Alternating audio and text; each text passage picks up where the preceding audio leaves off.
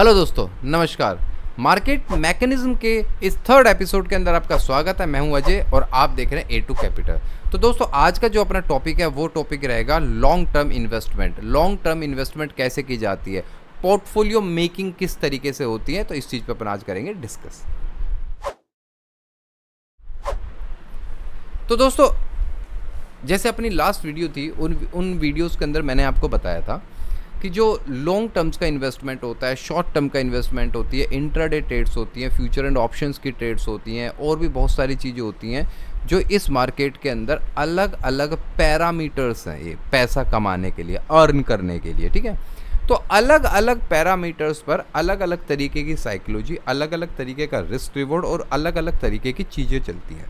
ठीक है, तो हम आज डिस्कस करेंगे कि पोर्टफोलियो मेकिंग यानी कि थोड़ा लॉन्ग टर्म का जो इन्वेस्टमेंट होता है वो किस टाइप के स्टॉक्स पे किया जाता है और किस तरीके से किया जाता है।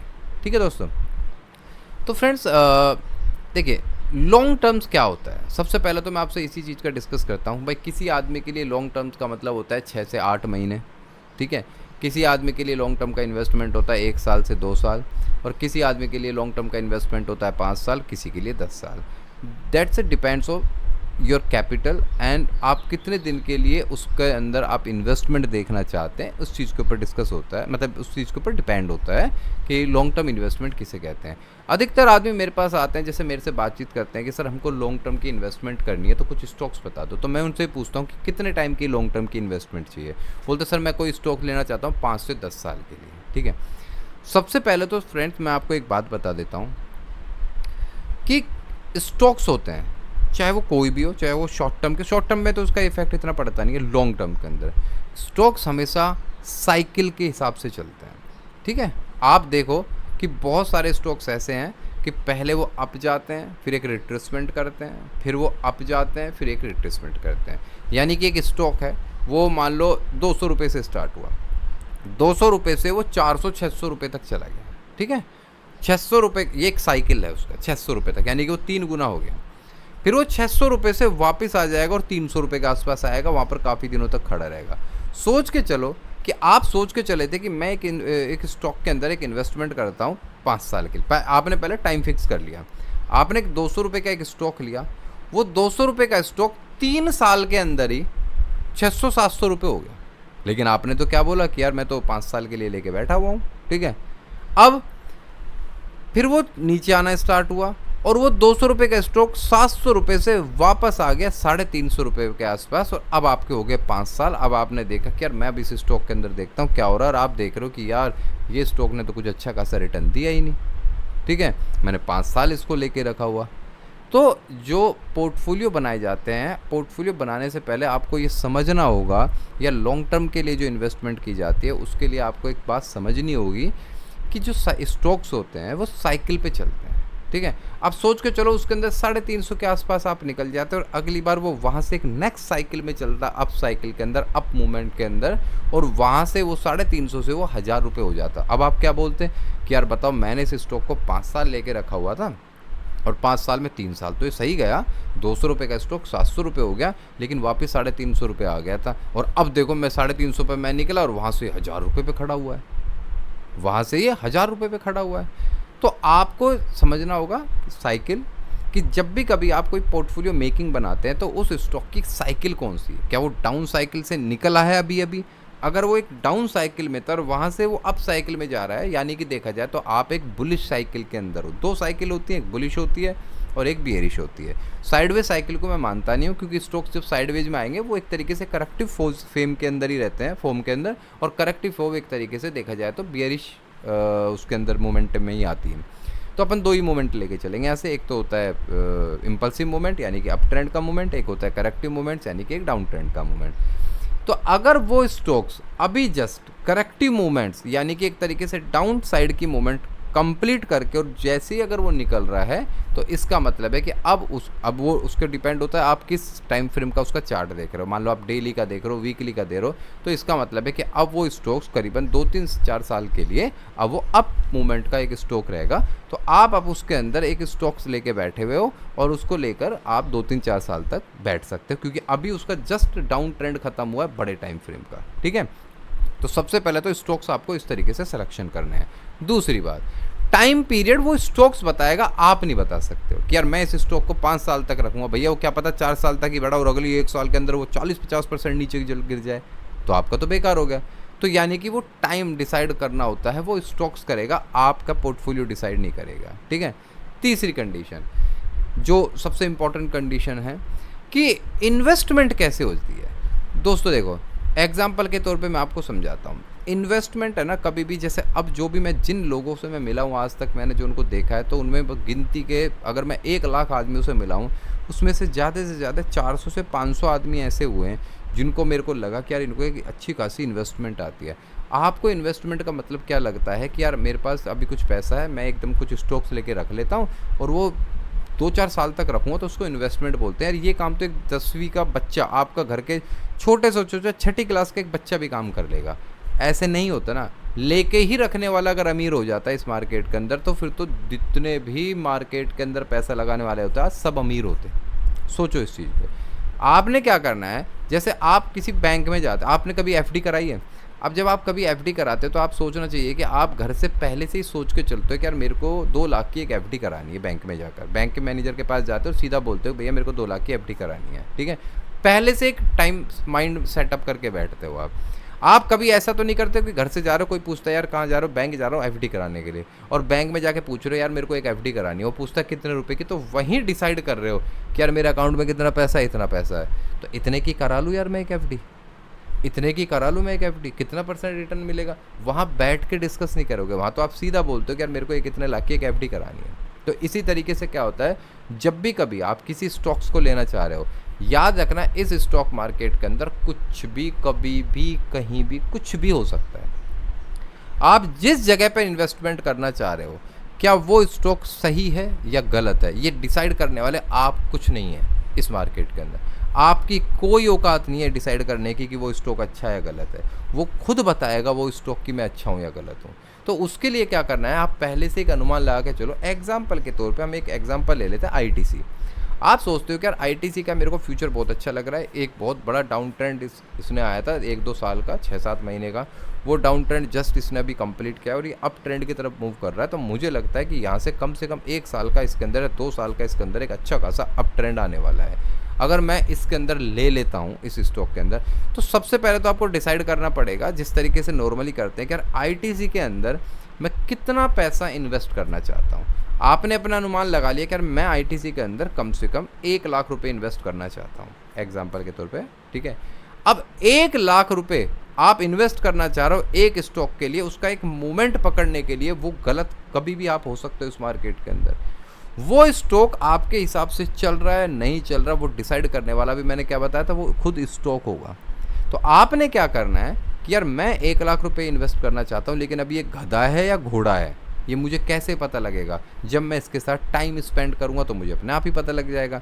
तो कि अगर ये गधा हुआ तो मेरे पूरा का पूरा कैपिटल वाइप आउट हो जाएगा, मेरे को कम से कम 20-25% का तो वैसे नुकसान हो जाएगा, इतना मैं कमाऊंगा भी नहीं, ऊपर से मेरा जो टाइम जाएगा, जिस टाइम में मैं किसी अच्छे स्टॉक्स में घुसता, सोच के चलो किसी आप एक स्टॉक के अंदर घुसे हो और 6 महीने हो गए और आप 25% के नुकसान में खड़े हो। आप 25 के नुकसान में नहीं खड़े हो, आप कम से कम 75 के नुकसान में खड़े हो, आपको पता ही नहीं है। आप नुकसान में 75 खड़े हो, क्यों? 25 तो इसने खा दिया, लेकिन उसी 6 महीने के अंदर अगर किसी और स्टॉक के अंदर घुसते और वहाँ कम से कम आपको 25 से 50% का रिटर्न मिल सकता था, वो भी आज से निकला, तो टोटल मिला के आप 75% के नुकसान में खड़े हो। तो इसलिए क्या होता है कि यहाँ पर टाइम की भी वैल्यू हमेशा लगा के चला करो मार्केट में, और उस अपॉर्चुनिटी की भी वैल्यू लगा के चला करो अगर आप पोर्टफोलियो क्रिएटर हो तो। जो पोर्टफोलियो बनता है ना दोस्तों, वो फंड से नहीं बनता है, वो 3 चीज़ों से मिलकर बनता है। पहला तो होता है फंड, दूसरा होती है अपॉर्चुनिटी, और तीसरा होता है टाइम। इन तीनों को मिलाकर ही पैसा बनता है आपका। सोच के चलो, मेरे पास फंड है, मैंने एक पोर्टफोलियो बनाया, लेकिन जो तीसरा पार्ट है टाइम, मैंने दिया ही नहीं पोर्टफोलियो को, मैंने अगले महीने, उससे अगले महीने निकल गया मैं, तो भी मेरे को पैसा नहीं बनने वाला, क्योंकि टाइम तो मैंने दिया ही नहीं। मैंने क्या बोला, पोर्टफोलियो 3 चीज़ की वैल्यू होती है, टाइम की भी वैल्यू होती है। टाइम आपने दिया ही नहीं तो पोर्टफोलियो 0, कोई मतलब ही नहीं बना आपका। अब आपने क्या करा, फंड है, टाइम है, लेकिन बीच वाला पार्ट क्या था अपना, अपॉर्चुनिटी। आपने बेकार अपॉर्चुनिटी पे पैसा लगाया, टाइम भी दिया और फंड भी दिया, तो भी आपका पैसा नहीं बनने वाला, क्योंकि पोर्टफोलियो के अंदर तीनों चीज़ इक्वल होनी चाहिए, एग्जैक्टली परफेक्ट होनी चाहिए। कौन कौन सी, दोबारा बता देता हूँ, फंड और अपॉर्चुनिटी और टाइम। ठीक है, तो अगर आप कुछ, अब तीनों चीज़ें आपको देखनी है पोर्टफोलियो बनाने के लिए। पहला तो क्या है, फंड देखना है कि यार मैं किसी स्टॉक के अंदर फंड लगा रहा हूँ, ये गधा है घोड़ा है, यानी कि वो अपॉर्चुनिटी जो बीच का पार्ट है, जो बीच में बता रहा था आपको, वो अपॉर्चुनिटी है या नहीं है, वो कौन डिसाइड करेगा, वो स्टॉक डिसाइड करेगा। लेकिन मेरा फंड बेकार हो जाएगा और टाइम का टाइम बेकार हो जाएगा, तो मैं क्या करूँ, इस फंड में से कुछ हिस्सा, 1 लाख रुपए इन्वेस्ट करना चाह रहे हो तो कम से कम ज़्यादा से ज़्यादा 10,000 रुपये लगा के आप देखो और उसको थोड़ा टाइम दो। तीसरा पार्ट क्या था अपना, टाइम। दोबारा बता देता हूँ, चलो माइक के लेके चलो। ये है फंड, ये माइक हो गया आपका क्या, अपॉर्चुनिटी, और ये वाला हाथ हो गया मेरा टाइम।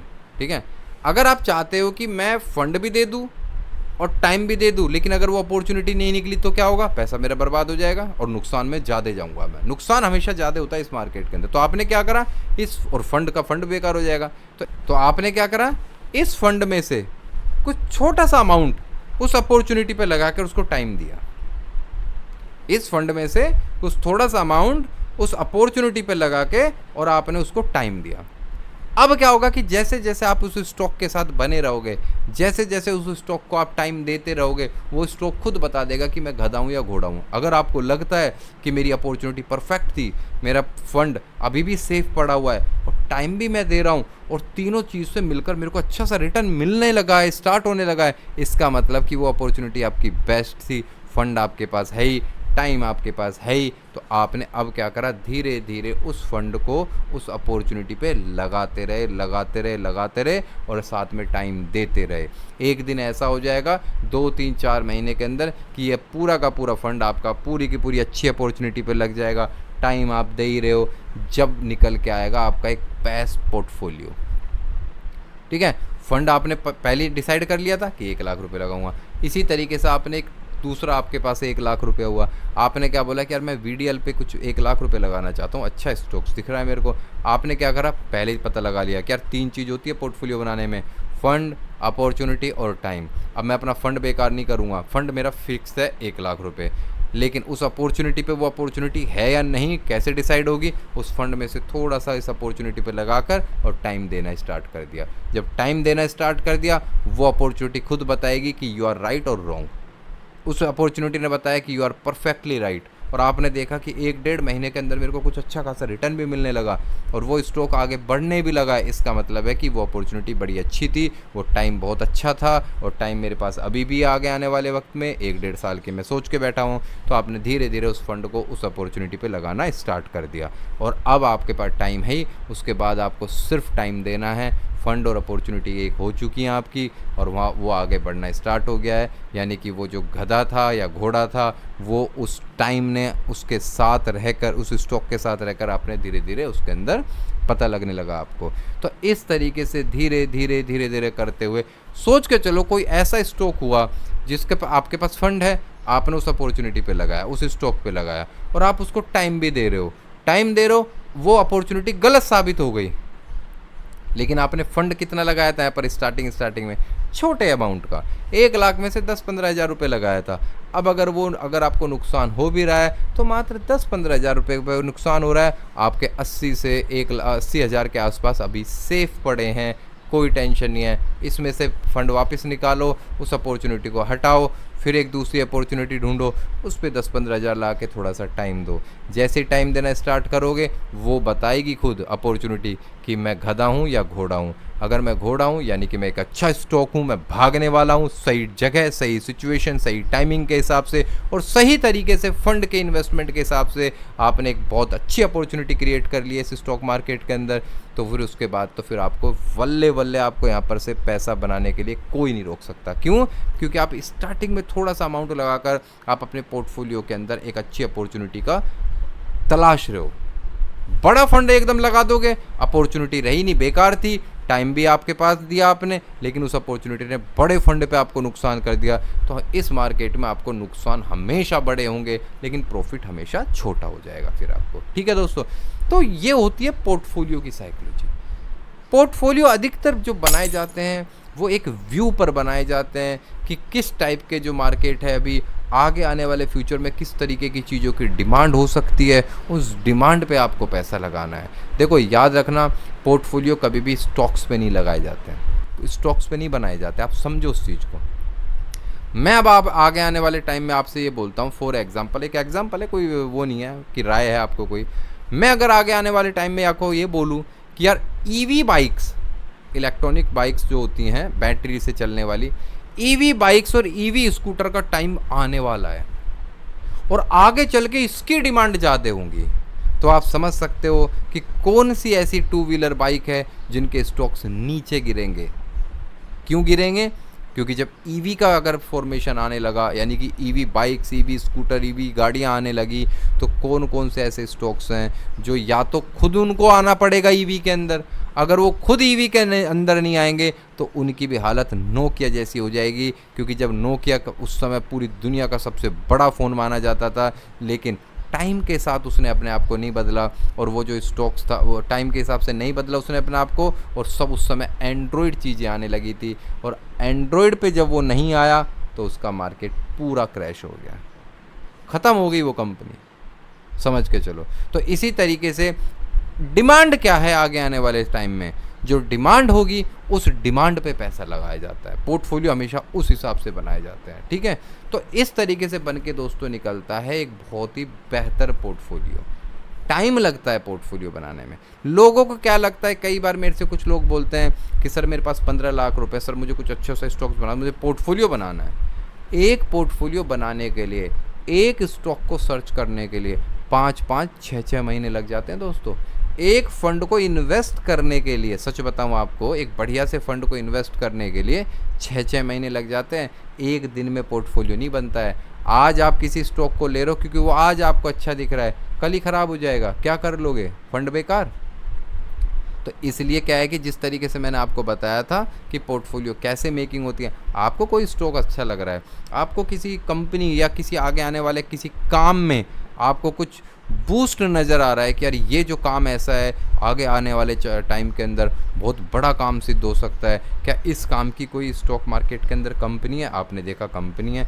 अब अगर वो कंपनी कैसी है, अब उसका चार्ट देखो, टेक्निकल पे आ जाओ, टेक्निकल पे आपको एंट्री और एग्जिट मिलेंगे। तो आपने चार्ट देखा, आपने देखा इस स्टॉक ने बहुत बड़ी करेक्शन कर दी है, लेकिन एक बेस बना रहा है नीचे से, बेस बना के वापस ऊपर जाने चाह रहा है। और मुझे न्यूज़ भी आई है, पता भी लगा है कि आगे आने वाले टाइम के अंदर ये स्टॉक कुछ बहुत बड़ा कर सकता है। तो आपने उस स्टॉक के अंदर, अभी तो अब आपका व्यू है, अभी आपका जस्ट व्यू है, आपने सोचा क्या इस कंपनी पे मैं 2 लाख रुपए इन्वेस्ट करना चाहता हूँ, आपने अपने उस 2 लाख रुपए में से मात्र 20,000 रुपये लगा के उस अपॉर्चुनिटी पे लगा दिया और उसको थोड़ा टाइम दिया। मैंने क्या बोला था, ये हाथ क्या टाइम है, उसको थोड़ा आपने टाइम दिया। टाइम देखने के बाद वो स्टॉक, वो भाव, उसको कंपनी बताएगी धीरे धीरे बढ़ती हुई कि देख तू सही है, मैं आगे आने वाले टाइम में बहुत डिमांडेड रहूँगी और मैं बढ़ती जा रही हूँ। आप देख रहे हो कि यार जो मेरा व्यू था अभी तक बिल्कुल एक्यूरेट चल रहा है। 3-4 महीने में ये स्टॉक काफ़ी अच्छा खासा रन हो चुका है। चलो मैं अपना जो 2 लाख के कैपिटल में से अब कुछ परसेंट